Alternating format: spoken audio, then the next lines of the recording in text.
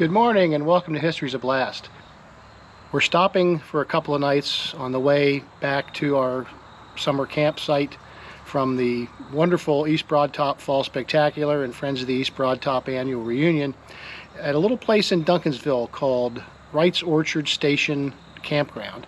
It's just a few miles from Altoona, home of the famous Horseshoe Curve, and also the Altoona Railroaders Memorial Museum.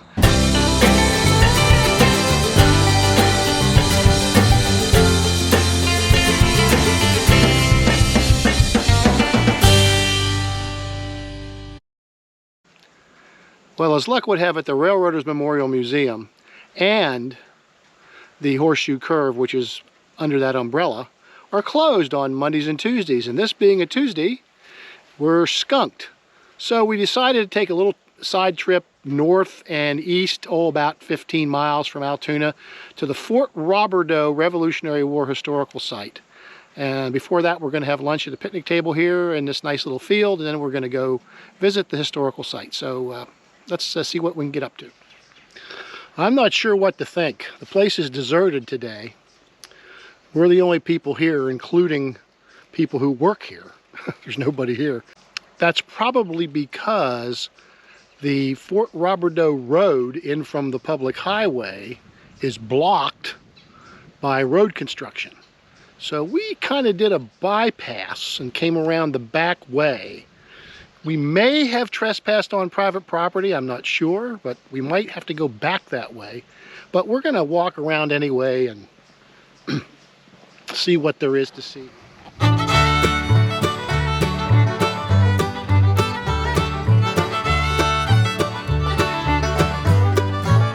Well, the Conestoga wagon, which we saw an example of at Bedford, they must have one in the barn. But everything being closed, it's out of sight. And then there's this example, they say, of the Pennsylvania barn. Big barns by the standards of the days when they were built, first built. And there's the barn hill, the ramp leading up to the hayloft. And then below, the stone foundation, that's actually where the cattle would have been, and equipment and so on would be stored. And there, of course, is the fort. Interesting horizontal stockade. And built onto the side of the barn is their equipment shed. That's where equipment would be parked, and the corn crib. The slatted structure there for ears of corn. I'm going to walk over to the storyboard on the entry to the gate and see what we can see there. This really is an unfortunate day. We have been skunked totally. Horseshoe Curve is closed.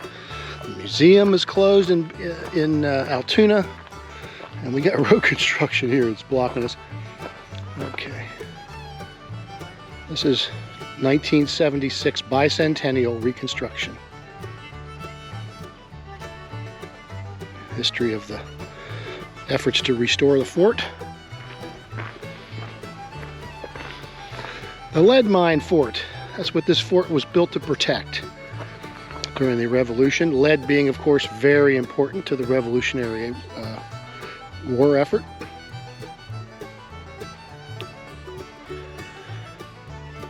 Spring of 1778, an expedition was organized from Carlisle, PA, under the direction of General Daniel Roberdeau, thus the name of the fort.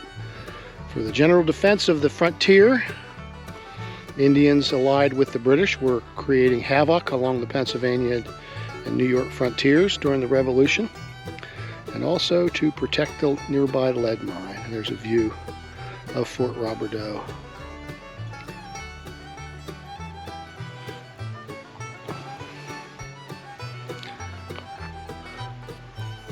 Oh well, it's a beautiful day in South Central PA. Hey,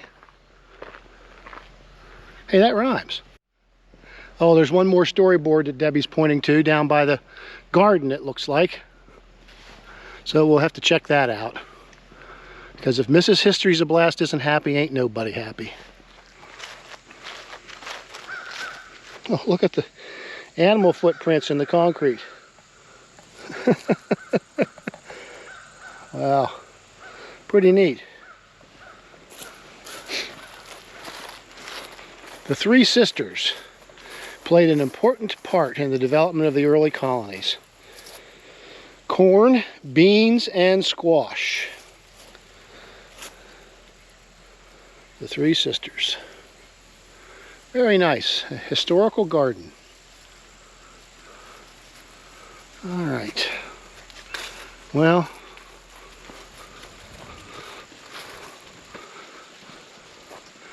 now we got to try to find a way out of here without getting in trouble. I hope to see you soon.